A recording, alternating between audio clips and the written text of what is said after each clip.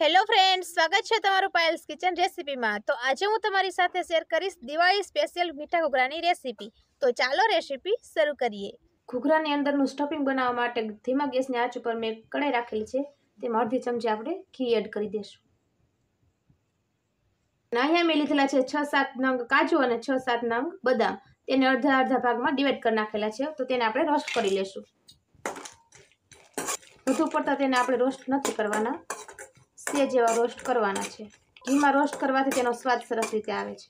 તો આપણા કાજુ બદામ સરસ રીતે રોસ્ટ થઈ ગયા છે, તો આપણે તેને કાઢી લઈએ। હવે કઢાઈમાં મેં 4 ચમચી ઘી નાખેલું છે અને ઘી સરસ રીતે ગરમ થઈ જાય એટલે મેં 1 વાટકી રવો લીધેલો છે, તેને આપણે શેકી લેશું।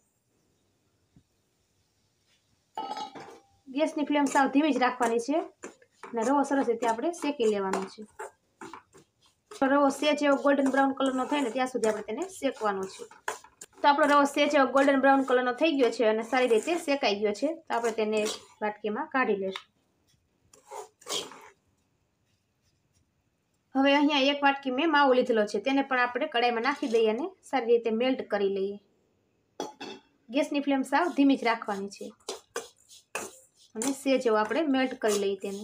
તો આપણો માવો સરસ રીતે મેલ્ટ થઈ ગયો છે, તો આપણે ગેસની ફ્લેમને કરી દઈશું બંધ અને માવો આપણો ગરમા ગરમ છે ને તે આપણે લીધેલું છે અડધી વાટકી કોપરું, તો તેને આપણે એડ કરી દઈએ। કોપરાને માવા સાથે જ નાખવું જોઈએ, જેથી કરીને આપણું કોપરું બળી ના જાય અને સારી રીતે મિક્સ કરી દઈએ। તો કોપરું માવા સાથે સરસ રીતે મિક્સ થઈ ગયું છે, તો હવે આપણે તેને એક ડીશમાં કાઢી લેશું।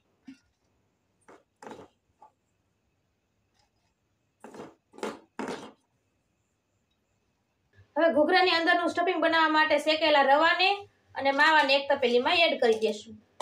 રવો અને માવો સરસ રીતે ઠરી જાય પછી જ આપણે તેનો સ્ટફિંગ બનાવવાનું છે।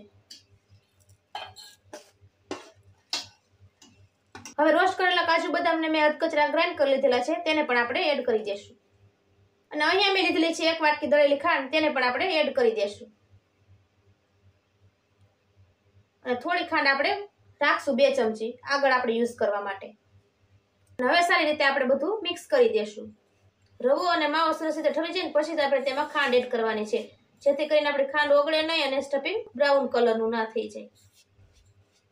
તો આપણે સરસ રીતે મિક્સ કરી નાખ્યું છે બધું અને આપણું સ્ટફિંગ તૈયાર થઈ ગયું છે। તો હવે આપણે ઘૂઘરા માટેનો લોટ બાંધશું। ઘૂઘરાના બહારના લેયર માટે મેં લીધેલો છે 2 વાટકી મેદાનો લોટ, તેને આપણે એક કાથરોટમાં એડ કરી દઈએ। હવે લોટમાં આપણે થોડું એવું મીઠું ઉમેરી દેશું। ઘૂઘરા મીઠા હોય છે, પણ ઘૂઘરાના ટેસ્ટને બેલેન્સ કરવા માટે મીઠું નાખવાથી ઘૂઘરા બહુ સરસ ટેસ્ટી બને છે। અને હવે વધેલી આપણી 2 ચમચી ખાંડને તેમાં એડ કરી દેશું અને સારી રીતે મિક્સ કરી નાખશું। આપણે બધું સારી રીતે મિક્સ કરી નાખ્યું છે અને અહીંયા મેં લીધેલું છે 4 મોટી ચમચી ઘી, તેને ગરમ કરેલું છે, તેને પણ આપણે એડ કરી દઈએ અને સારી રીતે મિક્સ કરી નાખીએ। તમે તેલનું પણ મોણ નાખી શકો છો, પણ ઘીનું મોણ નાખવાથી આપણા ઘૂઘરા સરસ રીતે ખસ્તા અને ક્રિસ્પી એવા બને છે। હવે આપણે હાથની મદદથી આવી રીતના આપણે મિક્સ કરી નાખશું, જેથી આપણો લોટમાં સરસ રીતે મોણ લાગી જાય ઘીનું। તો અહીંયા મેં સરસ રીતે લોટને મિક્સ કરી નાખ્યો છે અને આવી રીતના આપણે મુઠ્ઠી વાળીએ ને તો મુઠ્ઠી વળે એવી રીતના આપણે મોણ નાખવાનું છે અને હવે બાંધશું આપણે તેનો લોટ। તો લોટ બાંધવા માટે મેં લીધેલું છે 1 વાટકી પાણી, તો થોડું પાણી એડ કરીને આપણે કઠણ એવો લોટ બાંધવાનો છે। ઘૂઘરાનું બહારનું લેયર એકદમ ક્રિસ્પી અને ખસ્તા હોય એટલે આપણે કઠણ એવો લોટ બાંધવાનો છે, ઢીલો લોટ નથી બાંધવાનો, એકદમ કઠણ બાંધવાનો છે। જેટલું પાણી જોઈએ એટલું આપણે પાણી એડ કરતું જવાનું। તો અહીંયા મેં સરસ મજાનો કઠણ એવો લોટ બાંધી લીધો છે અને 5 મિનિટ માટે આપણે તેને ઢાંકીને મૂકી દેશું। હવે ઘૂઘરાની રોટલી વણવા માટે મેં પાટલા ઉપર તેલ લગાવેલું છે અને આપણે નાનકડો એવો લુઓ લઈ લેશું અને પાટલી ઉપર મૂકી દેશું અને વેલાની મદદથી આપણે પતલી એવી રોટલી વણી લેશું। બહુ જાડી પણ નહીં અને બહુ પતલી પણ નહીં, મીડિયમ સાઈઝની એવી રોટલી વણી લેશું। તો અહીંયા મેં રોટલી વણી લીધી છે, રોટલીની થિકનેસ કંઈક આવી છે, જો બહુ જાડી પણ નથી અને બહુ પતલી પણ નથી। તો રોટલીને આપણે આવી રીતના અંગૂઠાની અને આંગળીની વચ્ચે આવી રીતના રાખવાની છે ઉપર, અને આમાં હવે આપણે સ્ટફિંગ ભરવાનું છે। તો ચમચીની મદદથી આપણે આવી રીતના ભરવાનું છે, જેટલું સમાય ને એટલું આપણે ભરવાનું છે। આવી રીતે. અને આપણે ફરતી કોર થોડું થોડું પાણી લગાવવાનું છે અને આપણે બંને છેડાને સીલ કરી દેશું આવી રીતના, આમ દબાવીને. આવી રીતના આપણે સરસ રીતે પેક કરી દેવાનું છે દબાવીને.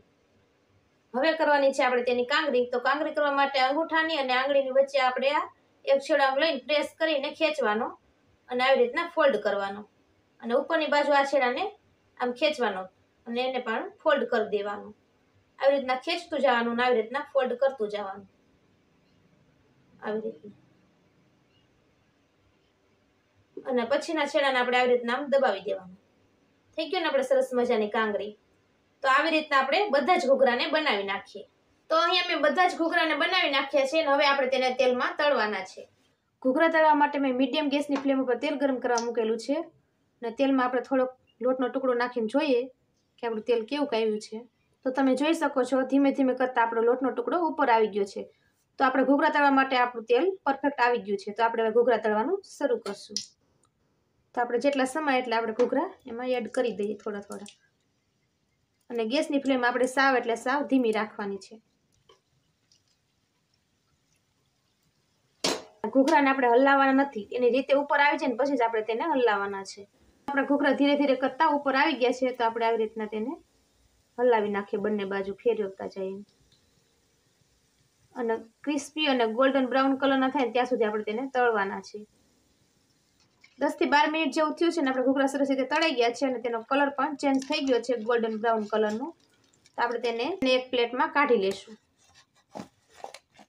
તો આવી જ રીતે આપણે બધા જ ઘૂઘરાને તળી લઈએ. તમે જોઈ શકો છો આપણે બધા જ ઘૂઘરા બનીને તૈયાર થઈ ગયા છે અને આપણે એક ઘૂઘરાને તોડીને જોઈએ આવી રીતના તો સરસ રીતે તૂટી જાય છે અને એકદમ ક્રિસ્પી અને એકદમ ખસ્તા બન્યા છે. તો તમે પણ દિવાળીમાં ઘૂઘરા બનાવવાના જશો તો મારી ટીક સાથે જરૂરથી બનાવો. ઘૂઘરાનું સ્ટફિંગ બનાવતી વખતે રવો અને માવો સારી રીતે ઠરી જાય પછી જ આપણે તેમાં ખાંડ એડ કરવાની છે જેથી કરીને ખાંડ ઓગળવાથી આપણું સ્ટફિંગ ચાખું ના પડી જાય. ઘૂઘરાને સીલ કરવા માટે આપણે કિનારી ઉપર પાણી લગાડવાનું છે જેથી કરીને આપણો ઘૂઘરો સારી રીતે સીલ થઈ જાય અને તળતી વખતે ખુલે પણ નહીં. ઘૂઘરા તળતી વખતે આપણે હંમેશા ગેસની ફ્લેમ સ્લો જ રાખવાની છે જેથી કરીને આપણા ઘૂઘરા સરસ રીતે ખસ્તા અને ક્રિસ્પી બને અને તેનો સરસ એવો ગોલ્ડન બ્રાઉન કલર આવી જાય. તો ફ્રેન્ડ્સ તમે પણ દિવાળી ઉપર મારી ટ્રીક સાથે જરૂરથી ઘૂઘરા બનાવજો.